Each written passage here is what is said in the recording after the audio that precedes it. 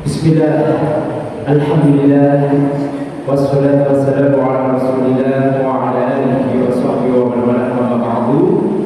Pripun kabare Bapak Ibu sedaya? Alhamdulillah sampai sehat ya. Luar biasa. Meskipun cuaca sedang hujan, tapi semangat Bapak Ibu sekalian tak kendur ya untuk tetap hadir dalam majelis ini. Ini tentunya hal yang sangat patut kami apresiasi. Ini menunjukkan bahwa Ibu sekalian itu memiliki rasa haus yang tinggi terhadap ilmu. Dan betul kata Imam Ahmad, kebutuhan kita akan ilmu itu lebih kita butuhkan daripada sekedar kebutuhan makan dan minum. Kenapa Pak? Kalau kita kebutuhan terhadap makan dan minum itu kita lakukan ketika kita lapar atau haus, ya betul. Tapi kalau ilmu itu sepanjang hayat kita, dalam setiap langkah kita perlu ilmu di situ. Makanya kebutuhan terhadap ilmu itu jauh lebih besar daripada apa? Sekedar makan dan minum untuk diri kita. Makanya ini luar biasa sekali. Bapak Ibu sekalian, sebagaimana yang sudah mungkin disampaikan, hari ini kita akan membahas terkait dengan riba di sekitar kita.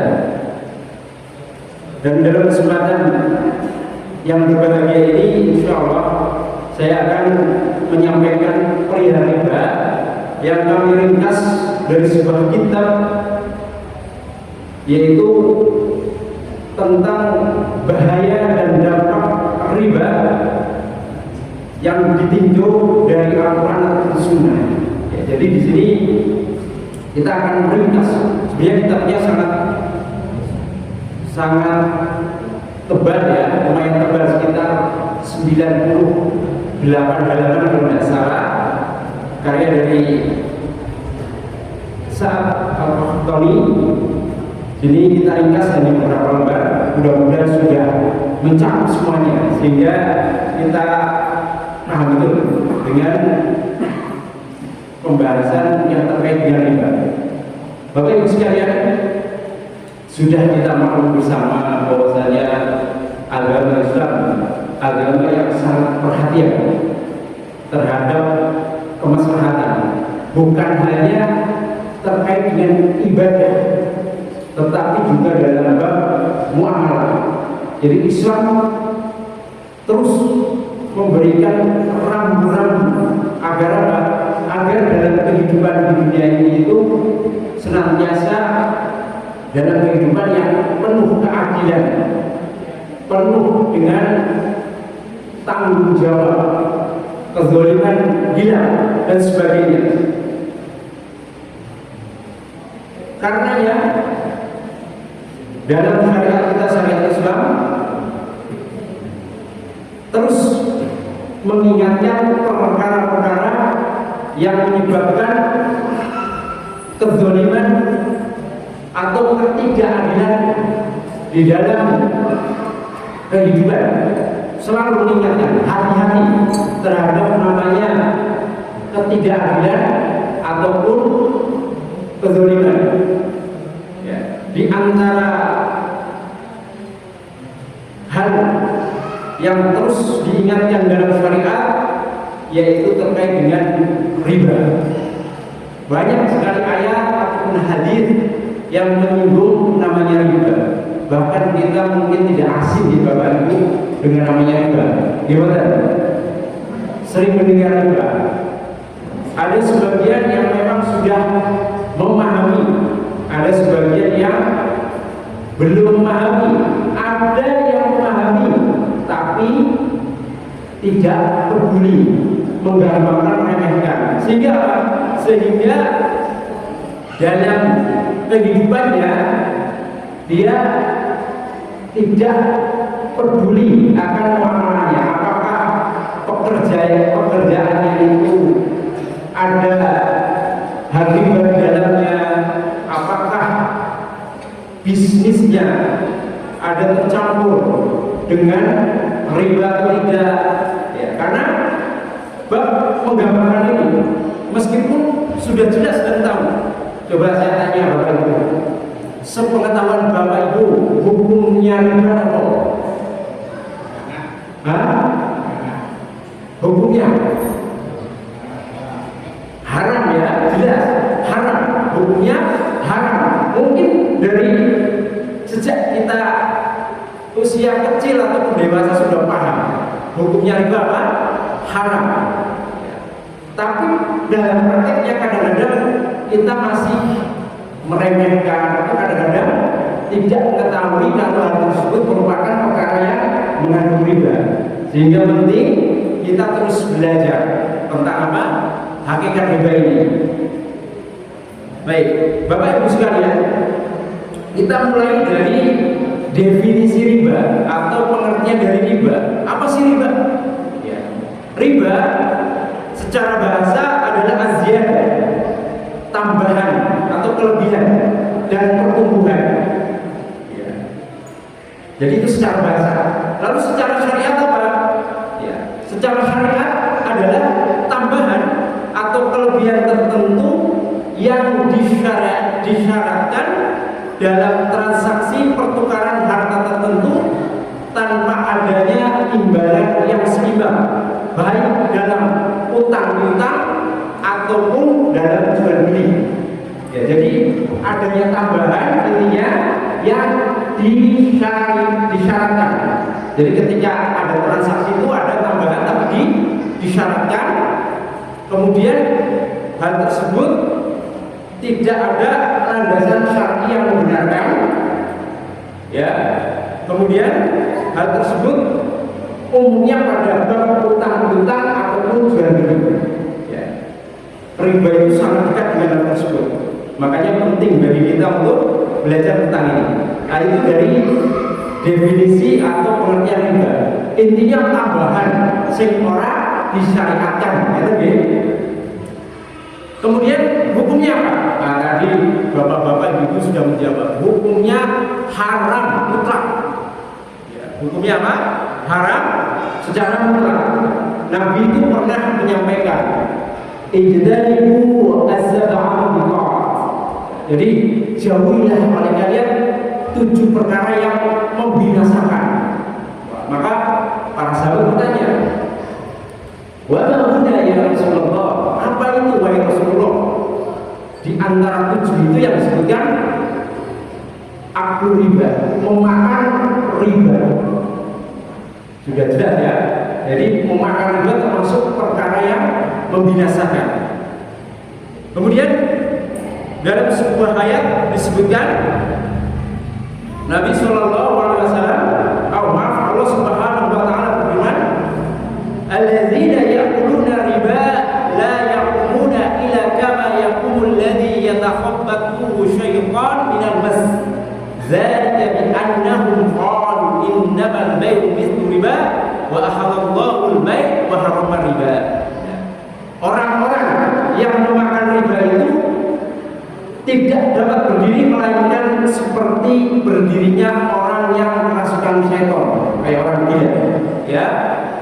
Yang demikian itu karena mereka berkata menyamakan antara jual beli seperti riba, padahal Allah Subhanahu Wa Taala itu menghalalkan jual beli dan mengharamkan riba.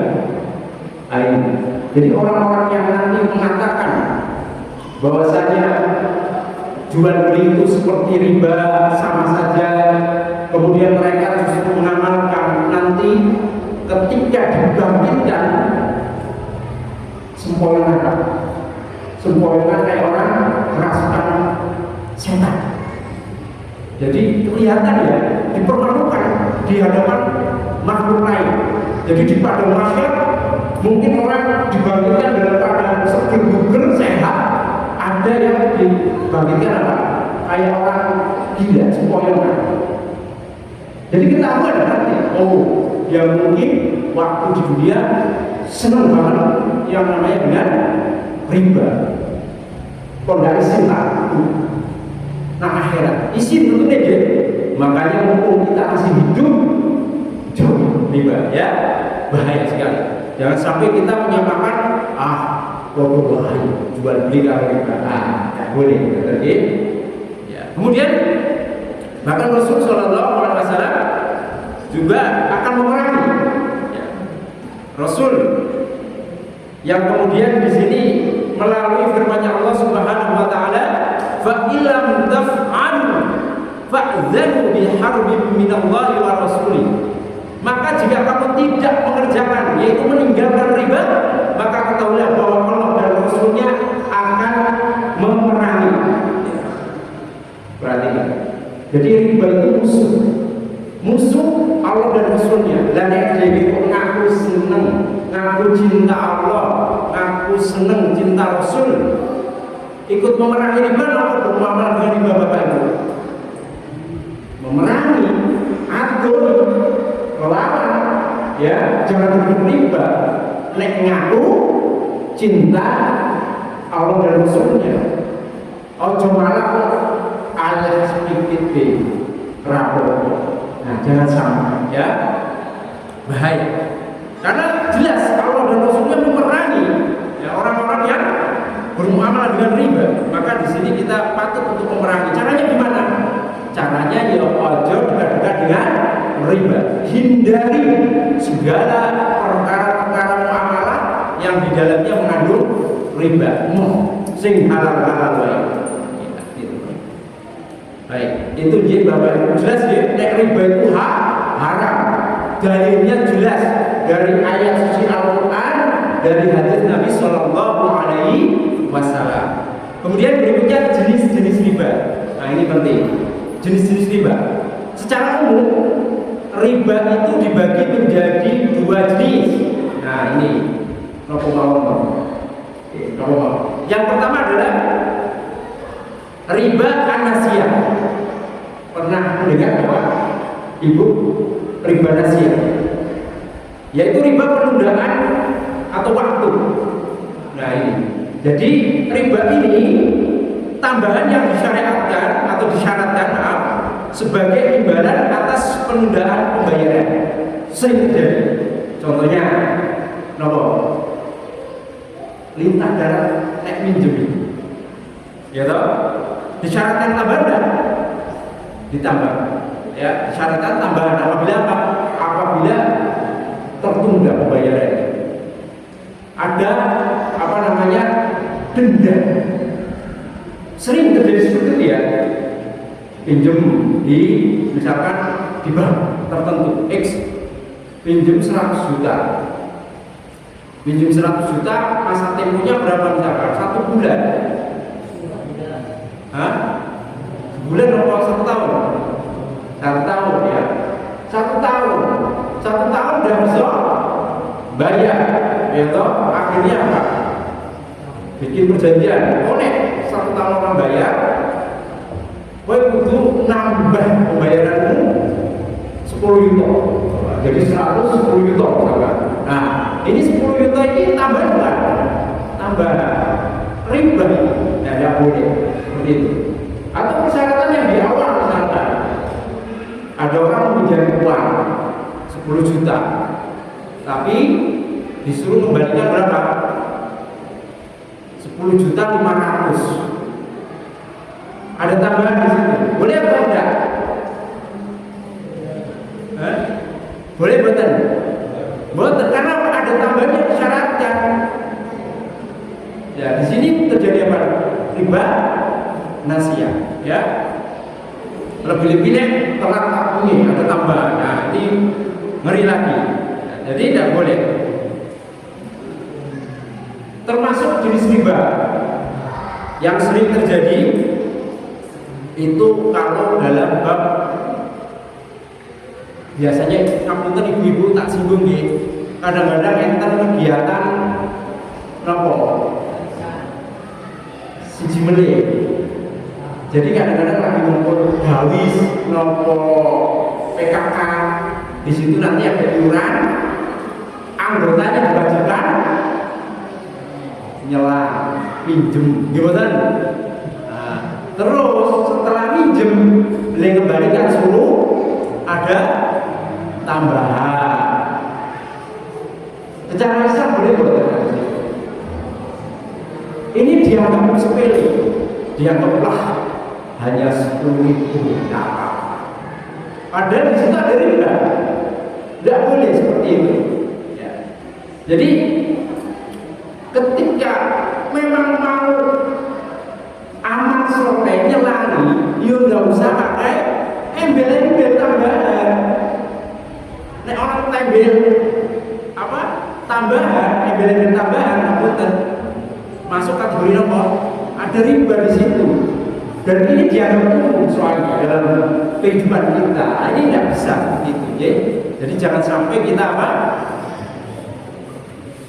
Bermudah-mudahan, meskipun nggak seberapa, 5.000, 10.000, ya, jauhi, karena sangat bahaya sekali.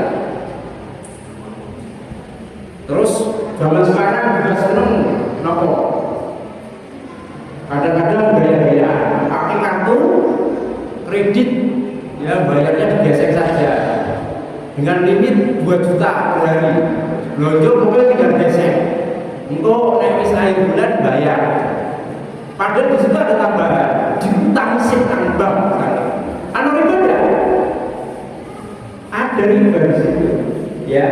Jadi kartu kredit itu mesti ada di riba. Jadi jangan kita sopek apa prestis ya, biar kelihatan wow gitu ya, bayar kartu kredit utang bangsa dengan limit 2 juta misalkan per bulan atau per hari. Tapi ternyata kan di kemudian hari harus membayar lebih daripada limit itu 2 juta. Nah, itu namanya transaksi dengan apa? Transaksi riba. Oh justru orang sanggaya ya di dalam itu kudu sing nerimo lah, nggak apik ngono ya.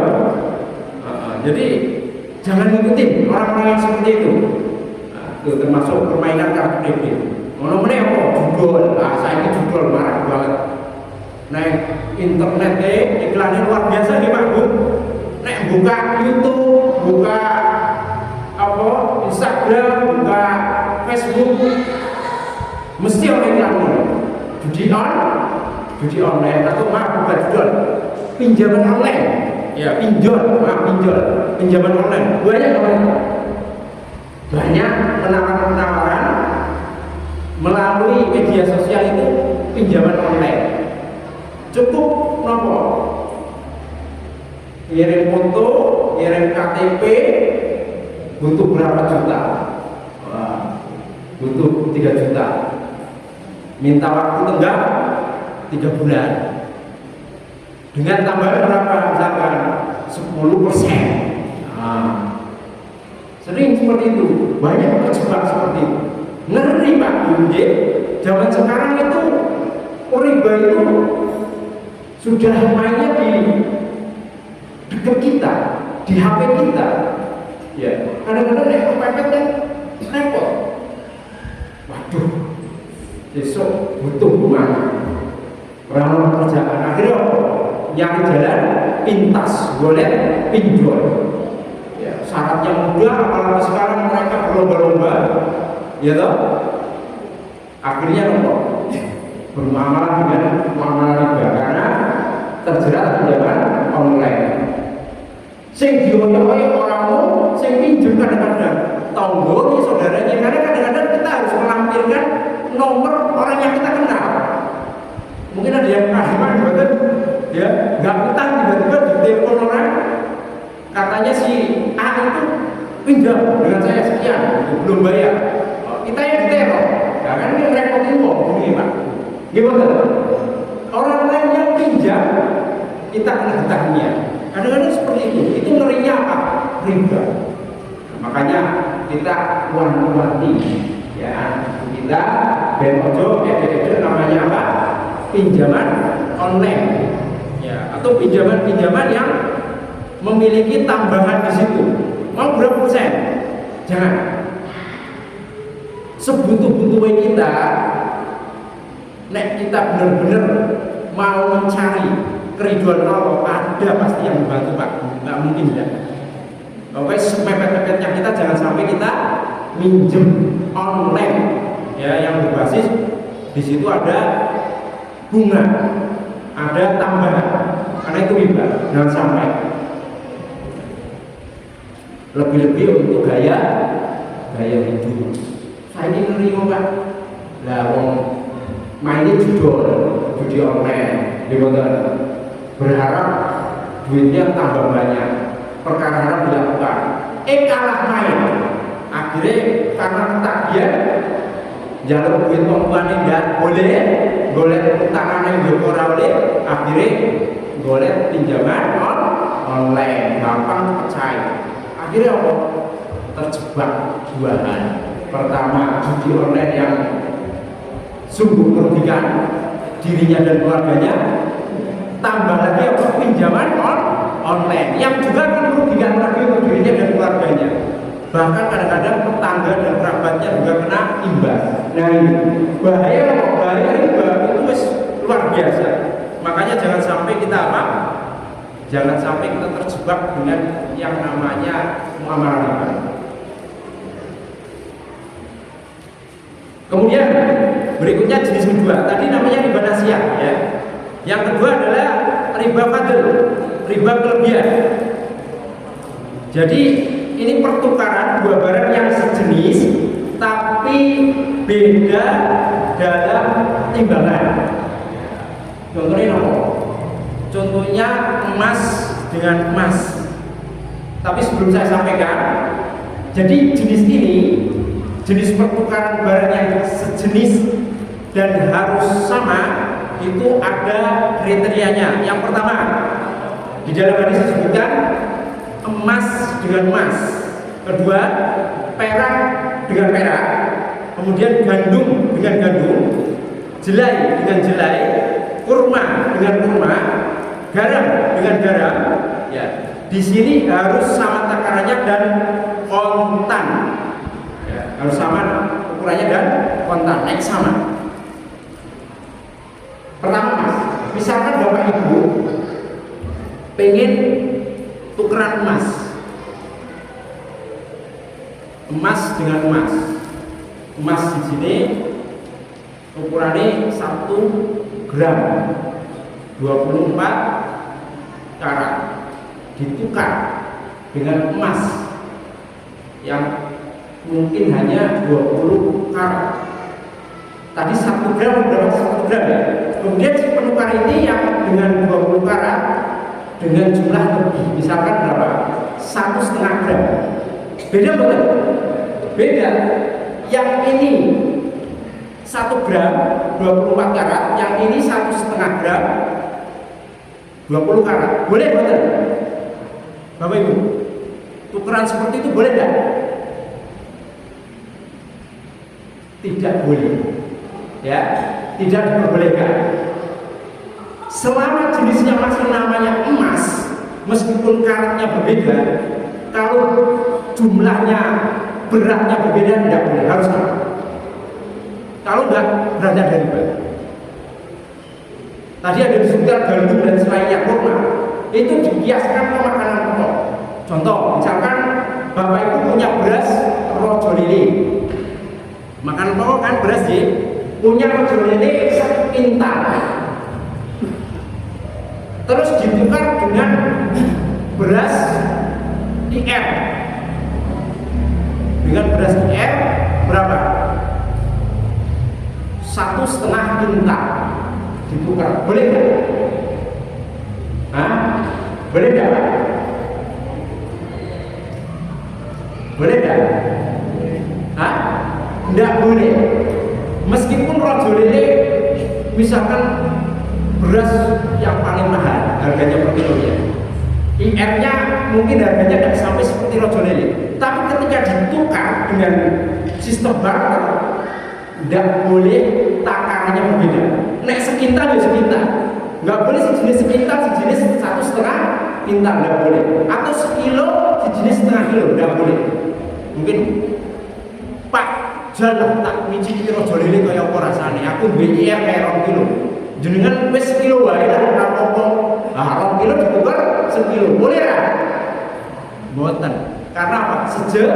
Sejenis dan termasuk jenis riba, makanan pokok. Tidak boleh. Ya, nah itu namanya riba fadl.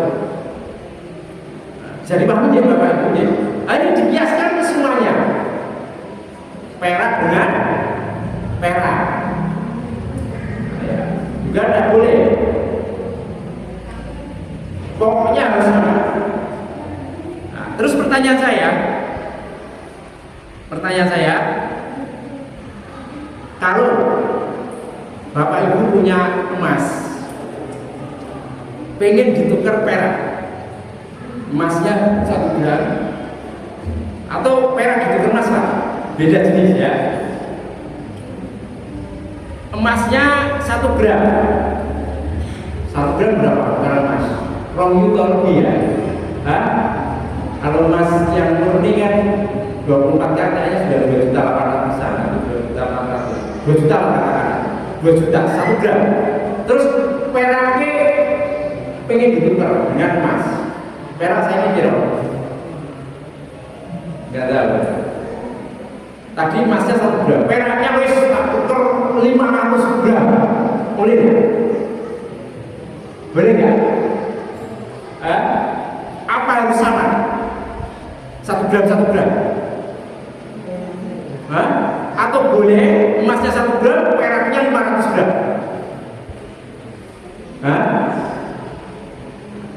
Boleh atau tidak pertukaran seperti itu? Emasnya 1 gram, peraknya 500 gram. Boleh atau tidak? Kenapa nggak boleh? Kalau beda jenis, kalau sama jenis boleh nggak? Kalau emas dengan emas nggak boleh. Tapi sekarang emas dengan perak, beda atau sama? Beda, boleh nggak? Boleh, karena beda, bukan emas sama emas, tapi emas sama perak, itu diperbolehkan. Ya, tapi langsung ya. Jadi jangan apa, nggak langsung, gitu ya. Bisa dipahami sampai sini? Nek beda jenis itu boleh, meskipun semuanya dari jenis yang hal mengandung riba. Artinya kalau transaksi itu atau barang tersebut sudah disebutkan termasuk kategori barang-barang riba, kalau nggak hati-hati dalam memakai. Sama seperti ketika uang ditukar emas, ya toh? Nek ibu-ibu beli emas pakai uang, itu langsung nonton benar, langsung ya. Langsung juga dengan cara apa? Serah terima, gitu betul? Nah, itu memang harus seperti itu ya. Jadi Bapak Ibu, meskipun emasnya sama si duit nggak semuanya jenis dari riba, tapi kalau jual beli dengan itu dibolehkan meskipun tidak sama jumlahnya, karena beda jenis. Ya, tadi yang tidak diperkenankan adalah ketika barangnya sama jenisnya, kemudian beratnya berbeda, itu tidak boleh. Beras dengan beras atau kurma dengan kurma itu harus sama. Nggak peduli berasnya apik sama elek, ya kurmanya apik sama elek, nggak peduli. Pokoknya kalau dalam syariat kita, kalau barangnya sama itu harus apa? Timbangannya sama, gitu ya. Iya Pak. Makanya atau sama ya. Misalnya kalau kita dari emas 24 karat secara harganya 1 gram, kita tukar dengan emas di bawahnya yang harganya 20 karat dengan 1 gram, kalau bisa? Ya itu harus sama-sama 1 gram. Sama-sama 1 gram. Iya. Iya Pak. Jadi tidak peduli karatnya berapa Pak, yang penting timbangannya podo. Kalau misal si A meminjamkan emas 24 karat 1 gram, terus dia kembalikan ke saya itu sama-sama gram, tapi kadarnya di bawahnya jauh, akan boleh. Di bawahnya jauh, jangan. Maksudnya saya kasih dia 24 karat, dia kasih saya 16 karat, sama-sama 1 gram. Iya, Boleh. iya. Kedua hati Pak, dalam bab riba, apa barang-barang jenis riba itu? Nek pinjemnya yang apa? Saya mengejarkan lebih tinggi. Misalnya Secara nilai harga, tapi timbangannya sama kan 1 gram. nggak apa-apa. Iya, makanya ya kudune apa? Kudune ya nek minjem amane kurang ya, kemudian membalikannya juga sesuai dengan nominalnya seperti itu ya, karena hal seperti itu tuh rawan sekali ya, untuk kehati-hatiannya lebih tinggi. Baik, lanjut.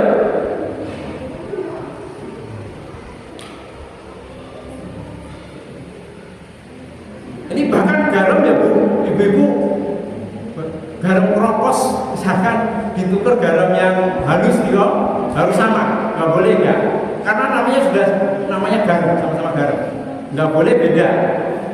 Meskipun secara kualitas apik yang mana Bu? Kropos atau yang halus? Hah? Halus kan?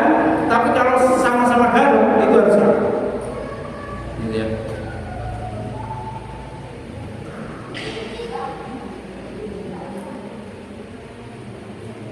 Selanjutnya, bahaya akibat buruk riba. Apa sih Pak Bu? Kenapa kok kita harus menjauhi riba? Apa sih bahayanya? Tapi sudah paham ya tentang 2 jenis riba ya. Nasiah itu kaitannya dengan apa? Tambahan. Kemudian kalau fadl dengan apa? Tadi dengan apa? Kaitannya dengan pertukaran barang yang sejenis ya, tapi dia ada kelebihan.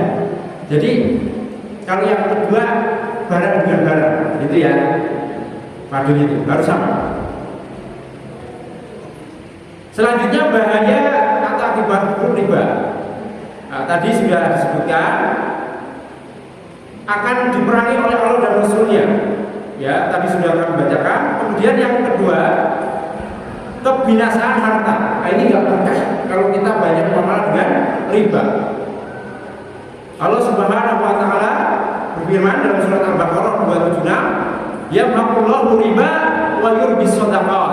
Allah itu memusnahkan riba dan menyuburkan sedekah. Nah, itu ya. Jadi uang yang bermuamalah dengan riba itu biasanya binasa. Saya juga punya 2 cerita, Bapak Ibu. Jadi saya dulu waktu tinggal di Bekasi itu diceritakan, saya itu ngelesin ya. Jadi anaknya itu les belajar ngaji sama bahasa Arab sama saya. Itu beliaunya cerita, Mas, jangan sampai kita gagal riba. Beliau itu hutang 500 juta untuk usaha dengan bunga yang amat luar biasa. Cerita usahanya itu qadarullah bangkrut, nggak jalan. Bang nggak peduli bangkrut atau enggak, tetap harus nyicil kan. Wah, bapaknya itu diminta terus nyicil. Akhirnya karena usahanya bangkrut, bapaknya itu pergi ke Amerika kerja boleh modal sambil untuk nyicil hutangnya itu luar biasa sekali. Jadi pada saat cerita ke saya itu, bapaknya cerita itu untuk baru bisa membayar bunga-bunganya saja, bayangkan. Jadi dia kerja waktu di Amerika hanya bisa membayar untuk bunga-bunga, belum utang pokoknya. Saking tingginya riba. Ada lagi kawan juga seperti itu. Ada kawan yang dia itu usaha sampai kemudian menggadaikan rumah tempat tinggalnya dengan senilai ratusan juta. Usahanya nggak jalan. Tapi apa? Dia menggunakan sistem bagi hasil.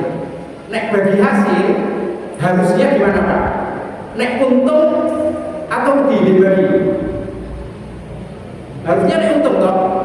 Ternyata pihak yang memberi talangan itu dengan jaminan rumah nggak peduli. Kamu mau untung mau rugi, ketika ada perjanjian setiap sebulan kamu membagi keuntungan sekian juta, kamu harus bayarkan. Nah, dia kurang lebih sekitar 7 juta untuk membayar bagi hasilnya. Padahal usahanya nggak jalan sama sekali. Bayarkan. Nek rakyat Jokowi harus bayar 7 juta setiap bulan dengan bahasa bagi hasil. Binasa nggak kita? Binasa. Nah itu, makanya jangan sampai kita tergiur dengan iming-iming. Wah, sukses usahanya ini gampang 500 juta. Banyak untung. Ya. Nek untung pun saya mau anak riba, nek untung. Semakin nelongso. Itu sudah nyata banyak buktinya. Itu juga cerita saya menyesal saya tidak akan sekali lagi melakukan ini. Dan semuanya begitu mengatakan. Ngerinya muamalah dengan hal-hal yang betul itu luar biasa. Bapak Ibu mungkin pernah juga diceritakan hal seperti itu. Bahkan mungkin ada yang sampai di penjara, ya, ada yang harus anak istrinya sudah nggak bisa diurus. Banyak kisah cerita tentang apa? Orang-orang yang bermuamalah dengan riba dia binasa. Binasanya tidak mati nyata gitu, ya. Kadang-kadang hidupnya itu porak-poranda. Ya. Makanya jangan sampai ya Bapak Ibu, meskipun kita itu dalam kondisi yang sangat terpepet, jangan sampai kita utang yang itu mengandung riba. Jangan sampai. Ya, nggak boleh.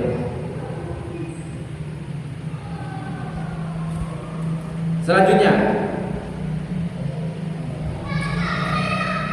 pelakunya dilaknat. Nah, ini ya. Rasul Shallallahu Alaihi Wasallam di dalam sabdanya akan melaknat orang-orang yang memakan riba, orang-orang yang memberikan riba, penulisnya bahkan dua saksinya. Nah, makanya hati-hati Pak Bu. Meskipun kita dalam masyarakat kadang butuh yang namanya muamalah sosial, tapi nek gon-gon ngono aja dia boleh kegiatan yang lebih bermanfaat, ya. Nek misalnya kok butuh mengembangkan uang, merono perputaran uang, mending mainnya jual beli saja. Misalkan iuran uang, kemudian dibelikan sembako. Nanti anggotanya itu setiap bulan dihimbau untuk membeli itu. Jangan dihimbau untuk utang. Itu sering sekali soalnya. Ya. Jadi mending ibu-ibu kumpul uangnya berapa, dibelikan sembako setiap bulan, nanti kalau pas kumpul dihimbau untuk membeli dari situ, entah minyak, gula, sabun dan sebagainya.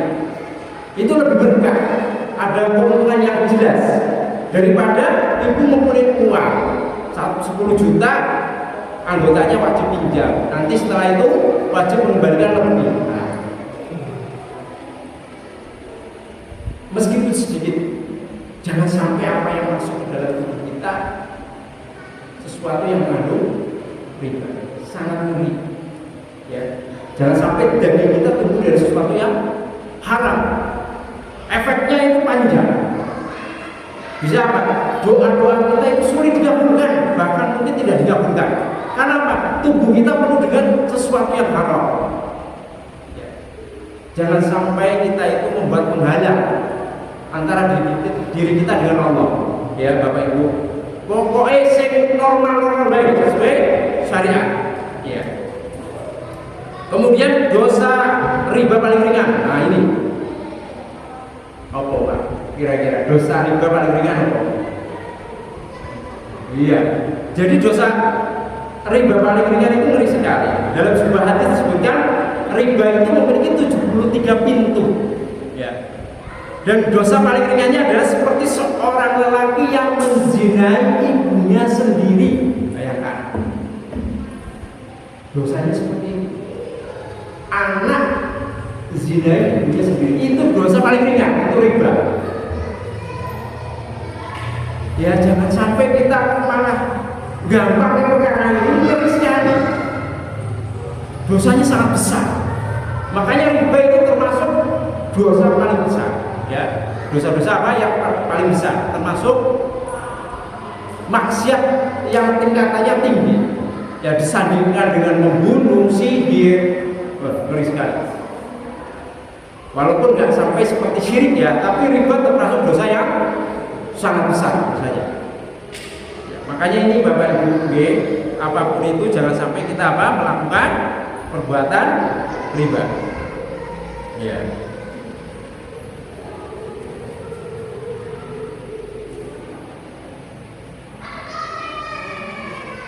Baik, kemudian Bapak Ibu sekalian, itu diantara bahaya riba banyak, tapi 4 itu sudah cukup membuat kita ngeri sedang. Gimana? Nginget yang 4 saja seperti berzina dengan diri kita sendiri itu rasanya ngilu dengernya, ya enggak? Itu dosa paling ringannya. Jadi wis pokoknya gini. Dampak negatif riba kira-kira apa Pak? Pertama adalah menghilangkan kasih sayang.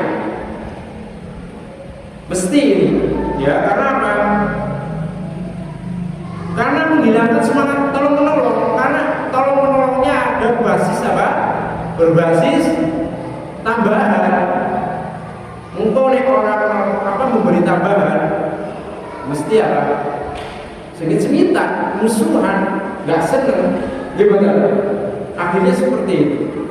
Ya. Kemudian yang kedua adalah menciptakan kesenjangan sosial. Mesti itu. Karena apa? Karena mesti akan berhutang hanya pada orang kaya. Sing kaya-kaya nyelangi terus. Sing miskin apa? Lembayar kan luwih gede. Sing kaya makin kaya, sing miskin makin kegencet. Gimana mau kaya kalau duitnya gue bayar tambahan terus kok? Ya toh, aku usaha menjalan sedikit, keuntungannya membayar pribadi. Mau gimana? Seperti itu. Gimana? Nah ini, makanya ini akan menciptakan kesenjangan sosial yang sangat luar biasa. Kemudian riba juga dapat menyebabkan kemalasan bekerja. Ya, malas, bukan dapat tambahan dari situ. Akhirnya apa? Lebih memilih minjemin orang lain uang. Terus apa? Dapat kelebihan. Nggak kerja baik, wis dapat uang banyak. Ongkang-ongkang nyari uang duit, nanti juga duit tambahnya datang. Males, nggak mau ngapain. Nah itu. Ini buruk sekali. Ya. Makanya di sini penting bagi kita apa? Untuk memperhatikan hal ini. Selanjutnya sedikit lagi, apa alternatif jalan keluar biar kita keluar dari riba tadi? Wa ahallallahu al-bai' wa harrama riba. Allah itu menghalalkan jual beli dan mengharamkan riba. Ya, maka di sini ini solusinya. Dodolan. Ya, tapi dodolan ini ya sih ape ojo tipu-tipu. Barang cacat didol orang ngomong. Ah, ya perlu baik atau nipu. Enggak berkah. Modalnya 1.000 di ngomong 200.000 ada ini modelnya 200.000 untungnya sedikit ya ngomong 200.000. Nah, ini kan ibu sering loh ibu Pak tenang wong dodolan modalnya 1.000 di ngomong 150 lah 200.000 ben apa ben untungnya berlipat ganda. Itu nggak boleh seperti itu, ada kebohongan atau jual beli timbangannya diganjel. Ya toh, timbangannya sebenarnya walung ons, ya. Tapi nek apa? Nek kemudian ditimbang jadi berapa? 1 kilo. ya toh, sing loro mana itu? Kadang-kadang diganjal. Nah itu nggak boleh. Sering terjadi. Ya, diancam orang-orang yang nambah-nambah atau orang-orang timbangan itu diancam. Ya, yang kurangin timbangan. Jadi jangan sampai kita meskipun jual beli tetap harus menjaga apa? Hal-hal yang dari keharaman yang lain, nggak boleh. Selanjutnya solusi berikutnya adalah qardul hasan, pinjaman lunak yang baik. Ora usah ana tambahan. Nek bapak ibu sugih, ana tanggane butuh, ana saudarane butuh, selangi. Ya, nyelang 10 juta ya wae 10 juta. Ora usah ben-ben sesuk tambahi ya. Engko nek ngambalike 10 juta 500. Enggak usah seperti itu. Beri tenggang waktu misalkan sebulan, sebulan belum bisa bayar, ya udah bisa juga. Wes, sebulan rasa bayar, berarti tak kasih tenggang sebulan, tapi sesuk nambahi. Boleh betul? Boleh juga. Kasih kesempatan, nggak apa-apa. Ya jangan sampai kita apa? Meminjami dengan sesuatu yang tidak diperkenankan. Harus ada tambahan. Iya. Pokoknya qardul hasan, meminjami sesuatu yang baik, ya, yang nggak ada tambahan, nulung betul. Karena apa? Allah Subhanahu Wa Taala berfirman, yurbis shadaqah, ya, menyuburkan sedekah. Nah, ini kan kalau kita menjamin termasuk sedekah, betul? Sedekah, kebaikan. Ya, makanya berkah insya Allah Bapak Ibu sekalian, ya. Baik.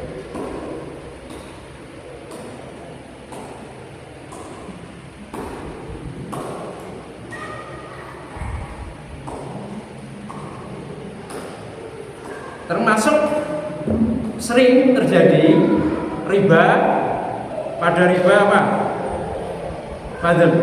Ya. Mata uang itu dikiaskan dengan emas perak. Nek wis musim lebaran, nek pinggir jalan rame. Pertukaran uang, gimana? Pertukaran apa? Uang baru. Karena kita pengen nyawa uangannya, berarti kita harus lecek-lecek Pak. 1.000 lecek-lecek 500, pengen ditukar, ya toh? Ditukar receh sing 10 lewat tapi anyar-anyar. Nukar 500.000, uliin ukur 450, uliran. Ditanya kalau bodoh, hah? Boleh enggak Pak Bu?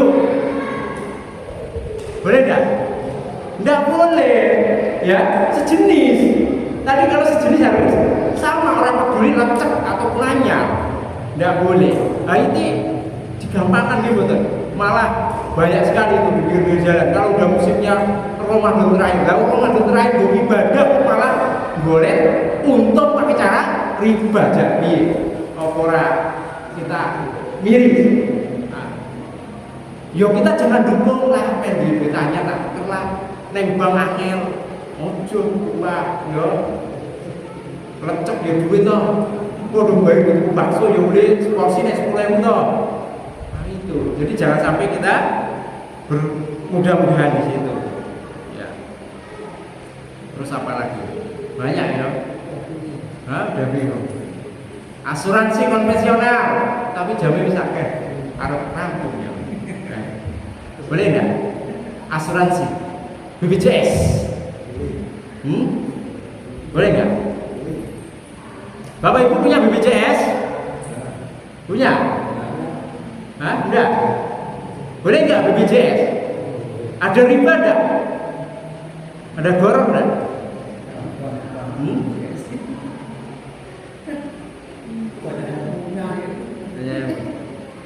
Ya, kalau BPJS yang diadakan oleh pemerintah ini beda ya, asuransi konvensional berbeda. Ini keluar dikit dari pembahasan karena di sekitar kita. BPJS yang oleh pemerintah diadakan itu kan berlevel. Ada yang iuran kelas 1, kelas 2, kelas 3. Ada yang gratis, gimana? Keluarga miskin, sekeluarganya kan punya kartu khusus. Naik masuk rumah sakit beda. Enggak. Ketika itu ada hal seperti itu, ada keadilan, ada maslahat, pemerintah menjamin, maka meskipun BPJS adalah asuransi termasuk, itu enggak hal yang menurut ijtihad ulama itu diperbolehkan karena syubul ta'awun, menyerupai tolong menolong. Meskipun ada sedikit sesuatu yang mungkin mengandung gharar di situ ya kan, kita bayar terus loh setiap bulan, tapi belum tentu kita sakit. Ya udah, dinagih sekeluarga kita semua lagi, yang ikut kakak kita, ya udah kalau BPJS gitu. Karena di situ dijamin pemerintah, kemudian juga ada berkelas-kelas, ada yang miskin, yang nggak bayar, ada yang bayar, itu disebut syubul ta'awuni. Jadi menyerupai tolong menolong, maka tidak masalah. Itu menurut pendapat yang menurut saya paling benar ya, karena ternyata sangat membantu dalam masyarakat, walaupun ya kadang-kadang dalam prakteknya ya rodo-rodo mesok ya di dalam sebagian hal. Seperti itu. Kenapa Pak?